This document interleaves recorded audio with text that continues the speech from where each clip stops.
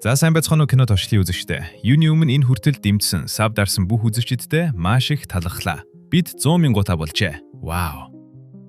Бүгдээрээ манай кино туршлын Telegram сувагт нэгдээрэй. Тэнд бүгдээрээ хазун яриа өрнүүлэх болно. Итгэвчтэй ороорой guys. Баярлалаа. За, озын яриад яах вэ? Кинонд орцгоё. Ойрхит орндод газрын тосны дайн эд өрнөж байгаа энэ үед та бүхэндээ Солонгосын маш сонирхолтой Pipeline гэх киног товчлон хүргэх гэж байна. Өмнө Солонгост газрын доорх газрын тос дамжуулах хоолон систем ойрогцоогоор 1200 км урт байдаг. Түүхий тосыг янз бүрийн үйлдвэрүүдэд боловсруулж 7 хоног бүр дамжуулах хоолоогоор дамжуулан томоохон хотууд руу тээвэрлэдэг. Гэтэл яг үүнийг мэддэг хідэн багийн хоолойг газар дагуур өрөмдөж, тос хулгайж мөнгө олдог хүмүүсийг сохор намин гэж нэрлэнэ. Гэмт хэрэгтэн Straw энэ бизнесийг сонирхож, ажлыг гүйцэтгэхийн тулд домогт Трийг-чин хулгайж Trilbit-ийг хөсөлдөг. Гэвч Trilbit-ийн дүрд хувирсан Jobs гэх нэгэн дүрээ хувилгасан шилийн сайн эр ирнэ. Тэрээр алдартай сохор намингийн ашигладаг үрмийг ашиглах гэж оролдохдоо алдаа гаргаж тос алдагдахад хүргэдэг. Үүний улмаас агуулгах дэлбэрч ирчүүд арай гэж амьд гарч чадахч Jobs-ийн хөл нилээн хүнд түлэгдэв. Хэдэн цагийн дараа цагдаа нар хэргийн газрыг шатахаар ирэх бөгөөд цагдаагийн ажилтан Мансиг дэлбэрэлт үүсгэсэн үрмийг харамгацаа. Энэ бол өмнө нь тагнуулын хилтэнст ажиллаж байхдаа барьж байсан Trilbit-ийн ажил гэдэгт итгэлтэй болно. Гэвч тэрээр нэр хүндээ алдсан тул дээд тушаалтнуудаа энэ талаар хэлэлгүй хамтрагч сан гүгээсээ мөрдөн мөр байцаалтыг бие даан явуулахад туслахыг хүсэв. Энэ хооронд Straw жинхэнэ Trilbit хитгэхийн үнэтэй байсан тул хуурамч өрөмдөр шийдгээсэн Дэхантай уулзахаар явна. Straw манай Дэханыг зодож жинхэнэ ажлаа мэддэг энэ садбарт мэргэжлийн хулгайч болох Trilbit-ийг авчихыг шаардсанаар Дэхан жинхэнэ Trilbit гэх нэрээр алдаршсан алдарт Dolly-тэй уулзалт товлов. Төлөвлөгөөгөө ярилцаж байх үед мөрдөгч Мансиг болон түүний хамтрагч Сангу нар ирж тэднийг саяхны дэлбэртийн хэрэгт буруутган хөлөө үзүүлэхийг шаарддаг боловч ямар ч сорив байхгүй байсан тул тэд сэжигнээс мултарна. Үүний дараа Мансиг дарагдаа сохор намингууд дахин нууцаар өрөмдөх болно. Тэднийг очиж олж барья гэж итгүүлэхийг оролдох боловч дарга нь түүнийг тоодоггүй. Тиймээс Мансиг хамтрагч Сангугээ ятгаж тэр хавийн бүх эзэнгүй барилгуудыг өөрсдөө шалгахаар болдог. Харин Dolly-гийн хувьд тэрээр Jobs-гийн бүтэхүүцсэн ажлыг дуусгахаар Straw-тай уулзна. Straw ажлын үр дүнд маш их сэтгэл хангалуун байсан тул Dolly-д нөлөө бүхий ивент итгэгчээс ирэх илүү том ажлын талаар хэлдэг. Хэдэн цагийн дараа Dolly нөгөө Баянбазараа бодох ивент итгэгчтэйгээ уулзахад тэр нь газрын тас боловсруулах компани Чинэтиг эзэн Баянбазараагийн дүү Гүнүү байж таарна. Гүнүү түүгээр маш аюуртай 2 цоног өрөндөөж 50 хоногийн дараа нураах гэж буй үйлдвэрийн нөөцийн сагнуудыг дүүргэх хэмжээний тос авахыг хүсдэг. Тиймээс энэ ажил 1 сарын дотор дуусах ёстой байв.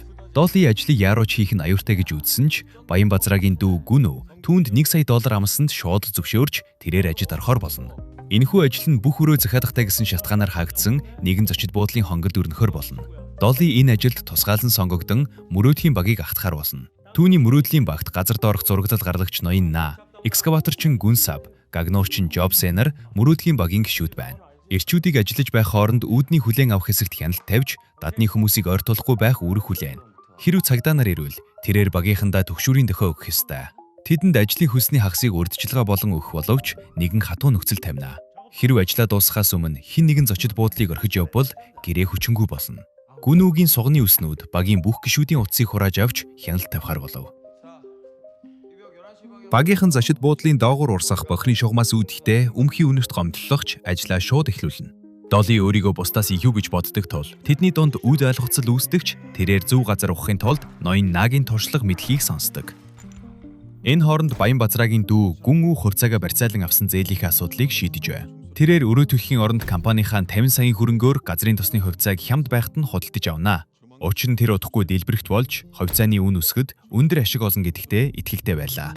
Харин багийнхан тоноод ухах ажилдаа нилээ дахиц гаргасан ч анхны томоохон асуудалтайгаа тулгарсан нь шохон чулуулын давхарга байлаа.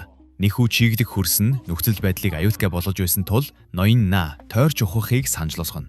Гэвч Dolly-д шинэ маршрут гаргах хангалттай хугацаа байхгүй гэж үзэн бэхэлгээгээ 2 дахин нэмэгдүүлээд шууд урагшлах шийдвэр гаргадаг.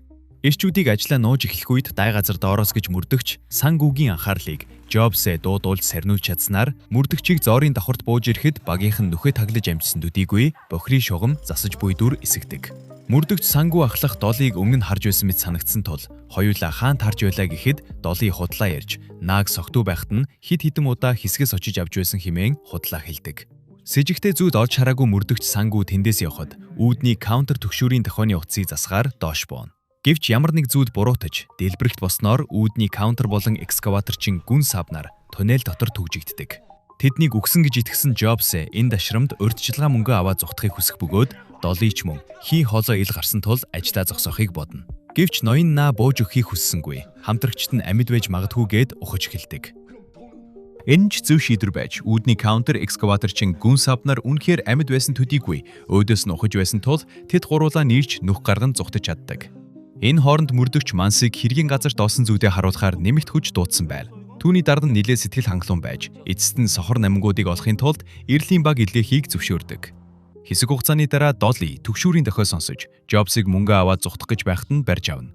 Dolly бүгдийг аюулд оруулснаас нь болж түүнийг өшилдөж эхлэх бөгөөд гүн савч мөн зодоонд нэгдэнэ. Гэвч ноён наа тэднийг хэтрүүлэхээс өмнө зогсоодог.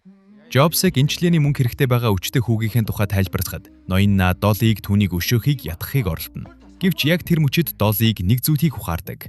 Dolly counter дээр очиж хүн бүрийн хөдөлгөөний хяндаг камерууд байдаг тул түүнийг түгшүүрийн дохио өгснийг баталгаажуулдаг. Counter-ийн ажлын нэг хэсэг нь хэн нэгэн дүрм зөрчүүл дарагдаа мэдэгдэх явдал байв. Чөтгөрийг дуртахад гихчээр Баянбазраагийн дүү Гүн Үу түүний гар хөт болсон суганы үснүүдтэй хамт ирж багийнханд гэрээний талаар анхааруулна. Эцсийн дүндээ хинч зүхтэж чадаагүй тул тэр тэдэнд 2 дахь боломж олгохоор шийдэх боловч амьд үлдэхийг хүсвэл ажлаа дуусгахад ердөө 10 хоногийн хугацаа өгдөг. Үүний дараа таахаа этгээдүүд Jobs-ыг зүхтахыг оролцсныхын төлөө тамсах бөгөөд Гүн Үу түүнтэй нэгэн нууц тохиролцох хийсний дараа л тавьж явуулна. Jobs-д нууц утас өгч тэрээр ажил дээр болж буй бүх зүйлийг Гүн Үуд мэдээлэх ёстой болов. Хэрв тэр ажлаа сайн хийвэл нэмэгт нэг $100,000 өгөхөөр амлдаг. Багийнхан ажилдаа эргэн орж ноён наа эмээ үргэлжлүүлэн уuna. Бусд нь түүнээс эмээ хуваалцахыг шаардан шалгахад тэрээр хор тавдартай тул ууж байгаагаа хүлээн зөвшөөрдөг. Энэ хооронд цагдаа нар метал илрүүлэгч ашиглан тэднийг хайж байлаа. Counter үүнийг хяналтын камераар харж түгшүүрийн дохио өгөхөд багийнхан туннель доторх бүх зүйлээ яаралтай гаргаж эхэлдэг. Dolly-г мартсан зарим металл багжаа авахаар буцаж орох үед цагдаа нарын ухсан нүхнээс болж хий алдагдан тэрээр ухаан ардаж унахдаа хавиргаах угасбэг. Ноён наа түүнийг орхиж явахаас татгалзаж баг зүүн түүнийг аврахаар орох хооронд Counter цагдаа нарыг хяна. Харин цагдаа нар хийн хоолой хөндөж байгаагаа мэдээд тэндээс явж оддог. Дараа нь ноён наа өөрийн өвчин намдаач имээ Dolly-тэй хуваацаж нэгэн тус хүсдэг. Тэрээр өнөөдөр халгаанд орж буй эхнэрийнхээ эмчилгээний төлбөрийг төлж биеийг нь шалгахаар эмнэлэг явахыг хүснэ. Counter болсон Dolly хоёул гэрээг эрсдэлд оруулахаас татгацхуулагч оройн Dolly бодлоо өөрчилдөг. Тэрээр цагаа тайлж ноён нааг нууцаар эмдэгт хүрэхийн тулд зоорын давхрын шалыг цохиж бохирын шугам руу орох гарц гаргаж эхэлнэ.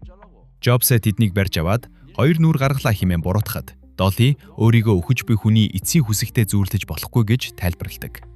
Jobs үүнийг хүлээн зөвшөөрч түлэгцэн хөлөө эмчид үзүүлэхээр тэдэнтэй хамт явахаар шийднэ. Counter хяналтын камераар тэдний зүхтэж байгааг харсан ч Гүн Үуд мэдэгдэхийн оронд хуучин бичлэгийг давтан тоглуулж хуурдаг. Гүн Үу таблетаасаа бичлэгийг шалгахдаа юу ч сэжилэхгүй байсан тул энэ арга зал бүтэмжтэй болох шиг санагдавч Jobs бож буй зүйлийг түүнд мессежээр илгээснээр бүгдийг баллаж орхино. Гэвч Гүн Үуг зочид буудлын руу гарахаас өмнө мөнгө хүлэгч ирж өрөө төлөхгүй бол амь насанд нь аюултайг сануулдаг. Харин нөгөө гурав бохирын шугамд хүрч чадах бөгөөд ноён наа хуучин орхигдсан шугам хоолоогоор дүүрэн газрыг олоод ихэд гайхдаг. Эцэст нь тэд нэгэн сувгийн нүх олж гадарш гарсан ч эмнэлэгт очих үед хитрхи оройтсон байв. Ноён наагийн эхнэр Хидинэ нас баржээ. Энэ хооронд нутгийн нэгэн эмэгтэй хэн нэгэн түүний цэцэрлэг рүү барилгын хог хаягдал хаяад байгаа талаар цагдаад мэдэгдэхэд Сангүү тэдгээр хогийг зочид буудлын шалны хилтерхиинүүд болохыг таньдаг. Мансыг хамтрагчаа бохирын шугам засаж байгаа гэх худал үгэнд итгэсэнд гайхаж хэргийг шалгахаар бэлтгэн. Эмнэлэг дээр Jobs хөлөө үзүүлэхээр үлдэж Dolly болон ноён наанаар зочид буудлын руу буцдаг. Харамсалтай нь Гүн Үу Страу болон түүний гар хөл болгосод тэднийг хүлээж байсан бөгөөд Counter гүн сав нарыг Хидинэ барьж агсан байлаа. Ноён наа эхнэрийнхээ нөхцөл байдлыг тайлбарлаж өшөөд хүссэн боловч Гүн Үу түүнийг сонсохын оронд өшинглэж танхаарна. Dolly түүтэй цаашид хамтран аясахаас татгалцсан ч явах гэж орлоход нь Гүн Үу түүний ээжийг хөнөөн гэж занд хийлдэг. Багийнхан Страугийн хяналтанд ор дахин ухаж эхлэхээс өөр аргагүй болох бөгөөд энэ удаад Counter-ыг шийдэхэд болгон тэдэнтэй хамт ажиллуулна. Страу тэднийг амралтгүйгээр хитрхи хүнд ажиллуулснаас болж ноён наагийн бие уламд ордон цаашид үргэлжлүүлж чадхааргүй болдог. Dolly түүнийг өмөөрөхөд Страу уурлаж тэдний хооронд зодон болно. Багийнхан ялж ноён нааг эмнэлэгт хүрэхээр гарах гэж оролдох боловч Страугийн хүмүүс ирж тэднийг зогсооно. Dolly хурдан сэтгэж, хийм балон болон агнуурын аппарат ашиглан гал гаргаж танхаа этгээдүүдийг өөрсдөөсөө холдуулж чаддаг. Гэвч харамсалтай нь Гүн Үу зэвсэглэн гарч ирнэ. Ноён наа бууг нь булааж авахаар түүн рүү үсрэх үед дунд нь нацалдон үсэж санамсаргүй гарсан буун сум ноён наагийн аминд хүрдэг. Дараа нь гүнүү сануулга болгож гүн сабын мөр рүү буудах бөгөөд Долли түүн рүү дайрах гэж оролдох үед тэрээр мөн буудуулдаг. Яг тэр мөчид Мансиг сангүүнаар зочид буудалд ирж түгшүүрийн дохиог идэвхжүүлснээр гүнүү болон түүний хүмүүс баригдахаасаа өмнө зугтаж амждаг. Тэднийг явсны дараа Долли нүдэ нээх бөгөөд сум түүний биеийг бус харин халаасанд нь байсан цагийг онсон тодорхой болно. Каунтер тэр хоёр гүн сабыг түшин босгож бохирын шугамар хамтдаа зугтдаг. Нэмэлт хүч хүлээх зураа Мансиг өрмийг олж Дригбид энэ хэрэгт оролцсон гэдэгт урд өмнөхөөсөө илүү итгэхтэй болно. Манай гурав Доллигийн ээжийг аюулгүй газар нуухаар Дэханид очдог. Гүнүү ажлаа дуусгахгүй бол нугсын тас шаан шүү гэж дахин занал хийж багийнхан руу залгах үед Каунтер түүнийг мөнгө хүлэгчид өрөө төлөхийн тулд энэ бүхнийг хийж байгааг тайлбарлана. Дараа нь гүнүү эмдэгт байгаа Джобс рүү залгаж мэдээлэл дамжуулсаар байхыг сануулж цагдаа нараас сэрэмжлүүлдэг. Гэвч хитрхи оройтсон байв. Мөрдөгчд аль хэдийнэ эмдэгт иржээ. Долли мөн Джобсыг тэднийг илчлэхээс өмнө тослон мөрдөгчдийг амжиж зогсоосноор Джобсээ зүгтэж чадах бөгөөд гүнүүгээс өшөөгөө авахын тулд багтаа буцаж нэгддэг. Одоо Дэхан болон түүний метаз илрүүлэгчийн тусламжтайгаар Долли газрын тослын чиглэлийг өөрчлөхөөр ноён Нагийн хийж байсан инженерийн шугам хоолойнуудыг ашиглан төлөвлөгөө боловсруулна. Эхлээд Каунтер Долли хоёр гүн үүтэй уулзаж газрын тосыг $5 сая солих санал тавих бөгөөд гүн үг зөвшөөрмөгц тэд ажигтаа ордог. Гэт газарт нүх гаргаж Дэхан түүнийг чингэлгээр таглаж нуух бөгөөд ирчүүдийг өрөмдөж байх хооронд Каунтер бохирын шугамын хонглуудад камер суйрлуулна. Джобсээ завсарлага авах нэрээр Страутаа уулзаж болж буй бүх зүйлийг ховшно. Долли түүнд итгээгүй тул араас нь дагаж багийнхаа нөхдөөс урвж байгааг нь харахаас гадна илүү том зүйлийг олж мэднэ. Мансиг сангүүнаар тэдний утасны дохиог мөрдөж тэр хавьд ирсэн байлаа. Цагдаа нарын анхаарлыг сарниулахын тулд Долли ойроо гүйж тэднийг араасаа хөөлгөх зураа чулуунд цохиулж бэртэнэ. Харин Джобсээ дамжуулах хоолой руу буцаж очиод гүнүүд тэднийг тагнах камер суйрлуулж өгдөг. Офицеруудыг төөрүүлсний дараа Долли багийнхан дээрээ буцаж ирээд газрын тосны чиглэлийг өөрчлөхөд бэлэн болно. Каунтер бохирын шугамд цагдаа нар ирснийг харах боловч дамжуулах хоолойн дарагтыг хянж буй тосны компанийханд мэдэгдэхгүй байхын тулд өрөмдлийг зогсоох хугацаа тэдэнд байсангүй. Иймээс баг Б төлөвлөгөөг хэрэгжүүлэхээр шийдэв. Энэ нь гүн саб Дэхан нар цагдаа нарт харагдахуйц газар хан өрөмдөж тэднийг араасаа дагуулan холдуулах ажил байлаа.